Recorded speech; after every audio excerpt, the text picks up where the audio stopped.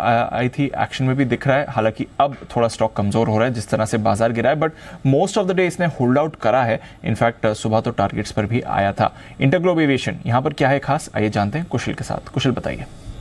देखिए दीप, यहाँ पर इंटरग्लोब एविएशन को लेकर कोटक इंस्टीट्यूशनल इक्विटीज की बहुत ही दमदार रिपोर्ट आती हुई दिखी है, जहाँ पर खरीदारी की राय के साथ 4,200 रुपए के टारगेट्स ही देते हुए दिख रहे हैं। और यहाँ पर इन्होंने एक चीज़ सबसे ज़्यादा हाईलाइट की है और वो है डिमांड सप्लाई मिसमैच। इनफैक्ट मौजूदा मांग को देखते हुए जिस तरह की नंबर ऑफ फ्लीट्स अभी मौजूद है भारतीय एविएशन स्पेस में, वो ये मानकर चल रहे हैं कि यहाँ पर ये जो मिसमैच है ये अभी भी बना हुआ है और आगे चलकर भी बना हुआ रह सकता है। रीज़न सबसे पहले तो इसमें यह है कि जिस तरह से नए रूट्स अलग अलग खुल रहे हैं घरेलू स्तर पर और साथ ही नए एयरपोर्ट जहां जहां बन रहे हैं, तो उसकी वजह से आपको और ज्यादा नंबर ऑफ फ्लीट्स की जरूरत पड़ेगी। और यहां पर जिस तरह से ऑर्डर बैकलॉग है उस चीज को ध्यान में रखते हुए एकमात्र एयरलाइन है इंटरग्लोब एविएशन, वही इसको पूरा कर सकते हैं। क्योंकि आप मार्केट शेयर के लिहाज से आप देखिए तो यहां पर 60% से ज्यादा का मार्केट शेयर ये अभी भी होल्ड करते हुए नजर आते हैं।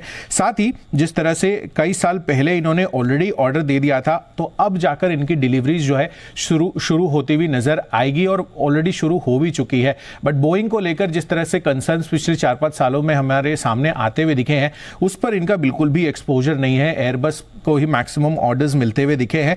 और आप फ्लीट काउंट के लिहाज से देखिए तो 2030 तक इनकी जो कैपेसिटी एक्सपेंशन वाली थॉट है वो 11 से 12% पर सालाना दर से बढ़ने का इनका अनुमान है। तो यहाँ पर जो ऑर्डर बैकलॉग है आप देखिए तो दिसंबर 2023 तक भारतीय एविएशन स्पेस का उसमें 59% हिस्सा जो है वो इनके कुल ऑर्डर बुक का ऑर्डर बैकलॉग का 60% के आसपास इनका हिस्सा है, जो कि इनका मार्केट शेयर के आसपास ही है। तो एक्सपेक्टेशंस ये बन रही है कि यहाँ पर जिस तरह से इनको जितना बड़ा और जितनी जल्दी डिलीवरीज मिलती हुई नजर आएगी एयरप्लेन्स की, वो डिमांड को सबसे पहले केटर कर पाएंगे और इसी वजह से यहाँ पर बुलिश हो रहा है कोटक इंस्टीट्यूशनल इक्विटीज।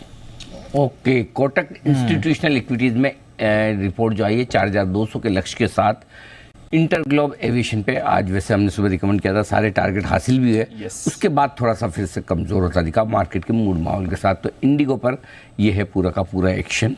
अभी कौन इंडिगो पे, हाँ जय घूम के आए थे, जय बता रहे थे, जय बता रहे थे कि वो घूम के भी आए, फ्लाइट सारी फुल चल रही है। और एक और बहुत ज़्यादा घूमने वाले आशु जी से भी राय ले लें। बिल्कुल जरूर। आशु जी, इंडिगो पर कोई राय सलाह रखते हैं आप? अनिल जी, एक तो जो ट्रैफिक है वो बहुत ज्यादा है, दूसरा अनिल जी जो बाकी एयरलाइन का हाल चल रहा है, स्पाइस जेट वगैरह के साथ जो इश्यूज चल रहे हैं अनिल जी, मतलब अगर जिसको बहुत ही मजबूरी होती है ना वो स्पाइस जेट में बुक कराता है, नहीं तो कोई कराना ही नहीं चाहता। तो उस सेंस में अनिल जी वो जो प्रेफर्ड पार्टनर है, मतलब मैंने लास्ट टाइम भी कहा था इंडिगो तो ऐसा हो गया, यू लव इट और hate it but you can't avoid it. तो उस सेंस में अनिल जी ट्रैफिक बढ़ रहा है, बाकी सब कुछ तो ये रिपोर्ट और ये सब कवर कर चुके हैं। Anil ji no brainer sector है और इंडिया में तो इसकी कंजम्पशन इतनी जबरदस्त बढ़ने वाली है। और अनिल जी मैं तो वैसे भी कह रहा था, मार्च में मैं तो हॉलीडे ही प्रमोट कर रहा था। अनिल जी जो नहीं गया उसने अपनी अगली हॉलीडे भी खराब कर ली। मैं तो 2 फ्लाइटें बुक करवा रहा था, वो एक के लिए भी नहीं रहे जो पोर्टफोलियो लेके बैठे हुए हैं। आप भी है ना, हमारे बंसल जी है ना, बंसल जी, उसके इंडिगो